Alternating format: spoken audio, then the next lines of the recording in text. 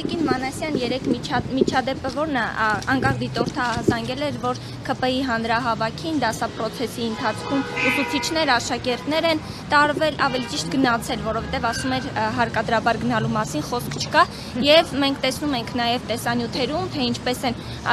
երեխաները շարված, Նիկոլ Փաշինյանը քաղցրավենիք է բաժանում, ինչ որ ահազանգներ մի պատացել է։ Մենք ըստ էության երեք այս հարցի հետ կապված ինքներս ենք մշտադիտարկում իրականացրել եւ մի քանի հարցումներ ունեցել ենք ու դրա հետ կապված նաեւ երեք ես հրապարակային հայտարարություն եմ տարածել, անդրադառնալով այն հանգամանքին, որ ճիշտ է իհարկե երիտասարդների, երեխաների մասնակցությունը տարբեր հանրային նշանակություն ունեցող գործընթացներին կարեւոր է, իրենք այո պետք է մասնակցեն որոշում կայացնելու գործընթացներին, բայց եթե խոսքը երեխաների կրթության իրավունքին է վերաբերում, ապա ակնհայտ է, որ այն պետք է լինի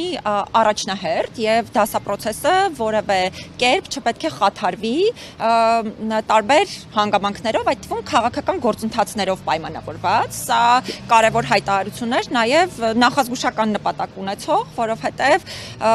իհարկե օրինակ, մենք մի դեպքի մասին կարող ենք իմանալ կամ մի իրավիճակի մասին կարող ենք իմանալ, մեկը հանրային հնչեղություն ստանա, մյուսը ոչ, բայց պետք է սրան շատ մեծ ուշադրություն դարձնել եւ կրթության իրավունքի երաշխավորումը պետք է նաև քաղաքական բոլոր գործընթացների ընթացքում առաջնահերթ լինի։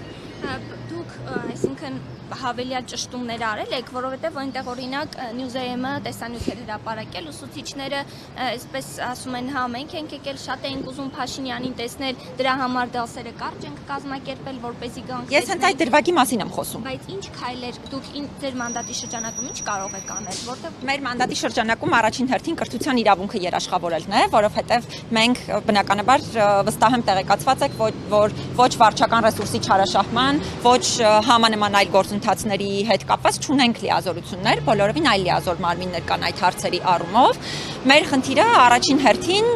կրթության իրավունքի երաշխավորումն է այս համատեքստում եւ մենք դրա համար հատուկ արձանագրել ենք, որ դասապրոցեսը որևէ կերպ չպետք է խաթարվի անկախ քաղաքական գործընթացներից ու նաեւ բնականաբար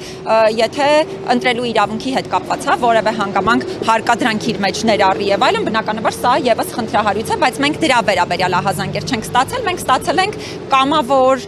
եղանակով հավաքի մասնակցության ահազանգի մասին, որի պատճառով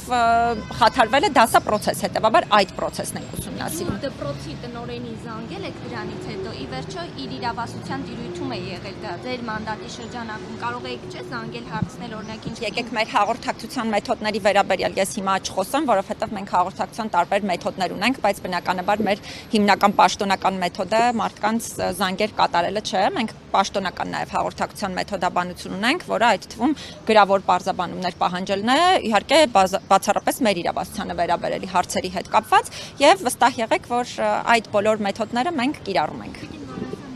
Կոջյանի անվան դպրոցի վերաբերյալ ուսումնասիրություն նախ ահազանգ ստացել եք թե ոչ, որովհետև լրատվականներից մեկը գրել էր, որ տնօրենը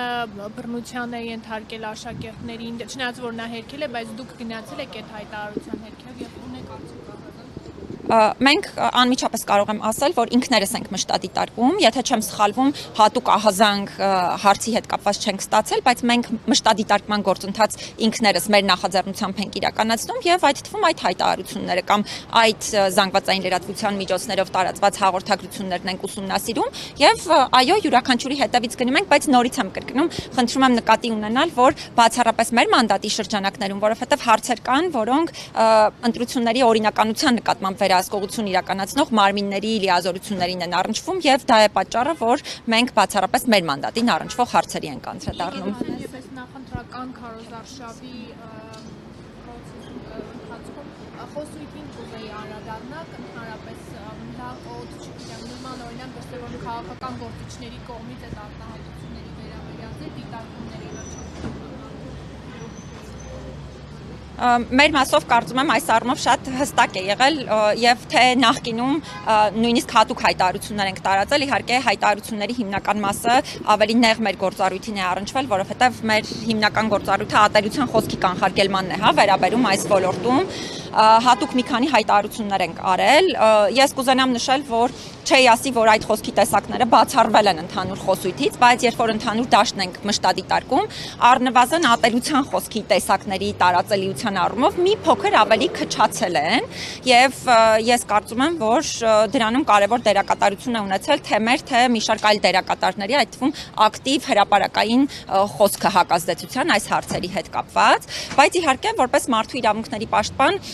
չեմ կարող հատուկ չշեշտադրել, որ նույնիսկ խոսքի այն տեսակները, որոնք միգուցե օրենքի տեսանկյունից պատժելի չեն, այսպես ասած, բայց դրանք չեն ընդգրկվում խոսքի ազատության սահմանների շրջանակներում, թե ձեր նշած արտահայտությունները, թե մի շարք այլ արտահայտություններ կլինեն, ես կոչ եմ անում նորից հորդորում եմ ուղղակի չօգտագործել քաղաքական գործիչներին, որովհետև դարձյալ հատուկ կրկնում եմ, նույնիսկ եթե օրենքի տեսանկյունից դա պատժելի չէ, դա ընդհանուր միջավայրի վրա շատ մեծ ազդեցություն է ունենում։ Եթե այստեղ բայց կլինի վերջին հարցը լինի, Տիկին Մանասյան, այս պահին անհետ կորածին ծառայող Կարեն Ազատյանի Գևորգյանի հայրը նստացույց է իրականացնում, երրորդ օրն է արդեն։ Ձեր մանդատի շրջանակներում դուք ինչ կարող եք անել կամ այս ընթացքում 6 տարիների ընթացքում ինչ է արվել մի գրասենյակի կողմից եւ պատրաստվում եք մոտենալ։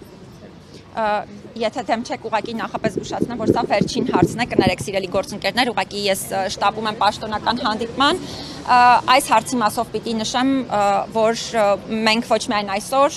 այլ գտնվելու վայրն անհայտ անձանց հարազատների հետ պարբերաբար ենք հանդիպումներ ունենում եւ անձին 3 իմ հանձնարարությամբ իմ աշխատակազմի ներկայացուցիչները եւս այցելել են, հանդիպում ենք ունեցել։ Իհարկե իմ հիմնական հաղորդագրությունը, որը նաեւ ազգային ժողովում տարեկան հաղորդում է ներկայացնելիս, ես հատուկ շեշտադրեցի, այն է, որ պետք է ամեն ինչ անի, թե պետությունը, թե միջազգային հանրությունը գտնվելու վայրն անհայտ անձանց ճակատագրերը պարզելու ուղղությամբ, սա առաջնահերթ նպատակը բնականաբար պետք է լինի, եւ իհարկե քաղաքացիները տարբեր թե սոցիալական, թե ընթացիկ հարցեր են ներկայացնում, որոնց մեր հաստատությունը ի սկզբանե, 2020 թվականից սկսած, ես չեմ ուզում անդրադառնալ միայն իմ գործունեության ժամանակահատվածում, որովհետեւ սա ինստիտուտ է, ուզում եմ ինստիտուցիոնալ մոտենամ, հենց ամենասկզբից ես կարծում եմ շատ ակտիվ է ներգրավված եղել եւ հիմա էլ ես ինքս եմ հարցերի հետ կապված շատ ակտիվ, թե բազմաթիվ սոցիալական հարցերի հասցեավորման, թե բացի սոցիալական հարցերից, օրինակ քրեական վարույթներին առնչվող հարցերով, օրինակ հարազատներին տուժող ճանաչելու ներողություն իրավահաջորդ հետո, այո, այդ process-ում ես ինքս շատ ակտիվ ներգրավվածություն եմ ունեցել ու մեր դիրքորոշման արդյունքում է, նաև ընդհանուր process-ը փոխվել եւ մի շարք այլ հարցեր եւս։ Կարծում եմ այս հարցի հետ կապված հիմնական գաղափարն այն է, որ ասցի արդեն ճակատագրերը պարզելու ուղղությամբ ամեն ինչ պետք է արվի, քաղաքացիների հետ հաղորդակցությունը պետական մարմինների կարծում եմ պետք է անընդհատ կատարելագործման փուլում գտնվի եւ իհարկե իրենց հարցերը անընդհատ պետք է հասցեավորվեն, բայց կներեք ներողություն եմ էլի խնդրում։ Պարզաբանում խնդրել եք այսինքն դպրոցից։ Մենք դպրոցներից չենք խնդրում գրավոր պարզաբանում, մենք այլ պետական իրավասու մարմիններ կա, այո, դրա հետ կապված կզբաղվենք։ Շնորհակալություն։